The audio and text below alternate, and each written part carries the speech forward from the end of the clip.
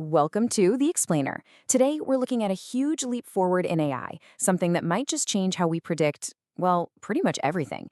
It's a new model called MOIRAI, and its goal is to be a single, universal forecaster for any kind of time series data you can imagine. So how on earth did they pull that off? Let's get into it. So let's just start with the big question, right? We've got these incredible foundation models like GPT that can handle language, DALL-E for images. You train them once and they can do a million things. So why don't we have one for forecasting? Why can't we build one massive model to predict stock prices, next week's weather, and how many cups of coffee a cafe will sell all at the same time? Well, it turns out the answer is that time series data is just super messy.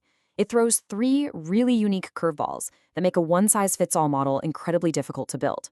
First, data comes in at all different speeds. Some updates every minute, some just once a month.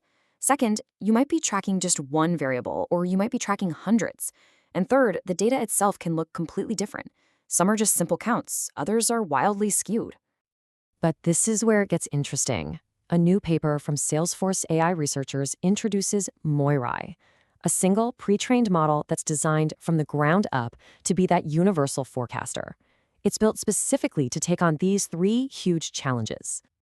And the core idea is actually beautiful in its simplicity.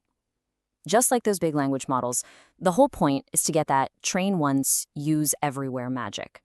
You pour a massive, diverse data set into one giant model, and then, in theory, it should be able to tackle any forecasting job you give it, right out of the box with zero extra training. So the big question is, how does it really work? What's the secret sauce? Well, MOIRAI's architecture has three really clever solutions inside, and each one maps directly to one of those big challenges we just talked about. Okay, so idea number one, how do you handle all those different data speeds? For this, the creators used a fantastic analogy. Think about a camera.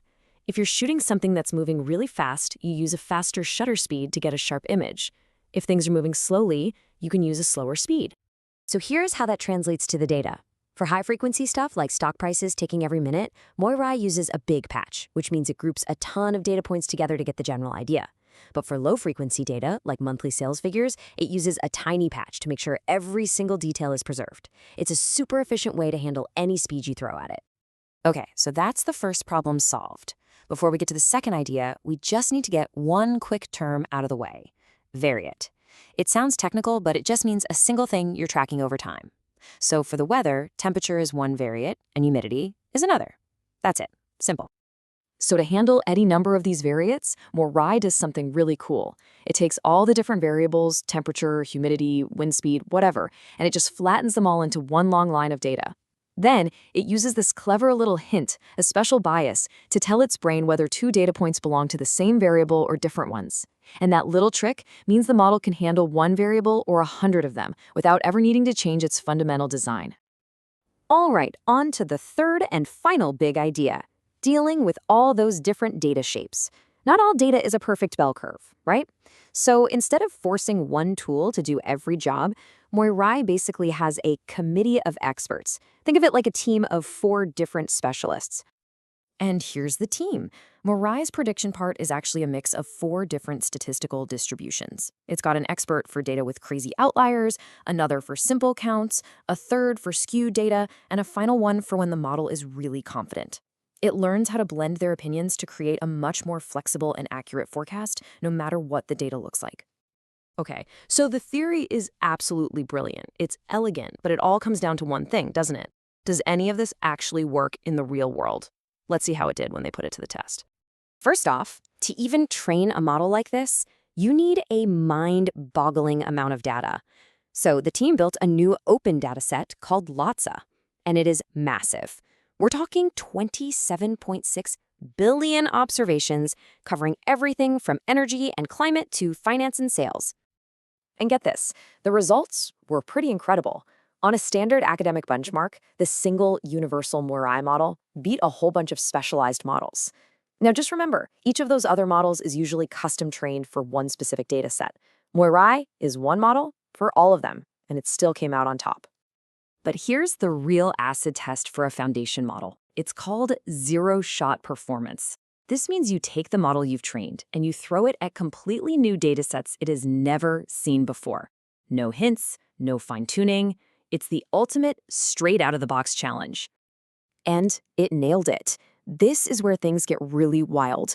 On several of these brand new, unseen datasets, MOIRAI performed just as well as, and in some cases even better than, state-of-the-art models that were custom-built and fully trained specifically for that data. That is a huge, huge deal. I mean, just look at this one example from a solar-powered dataset. MOIRAI's error score was 6.25. The best competing model, which had the home field advantage of being fully trained on that data, only got an 8.06. And remember, lower is better. MOIRAI didn't just win, it won by a landslide. So, what does this all mean for the future? For business, for science, for, well, everything? What does a world with a universal forecaster actually look like? Okay, so let's just boil it all down. The goal was one forecaster to rule them all.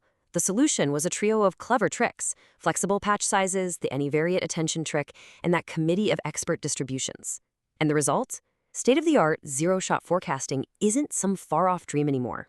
It's here. It's practical. Of course, the journey's not over. The researchers already have their sights set on what's next, getting even better at learning across different time frequencies, pushing the model to handle thousands of variables at once, and maybe even mixing in other types of data, like text or tables. The ambition is huge.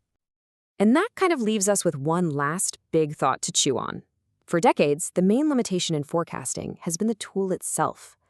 But now, with a universal tool like MOIRAI becoming a reality, the bottleneck isn't the technology anymore.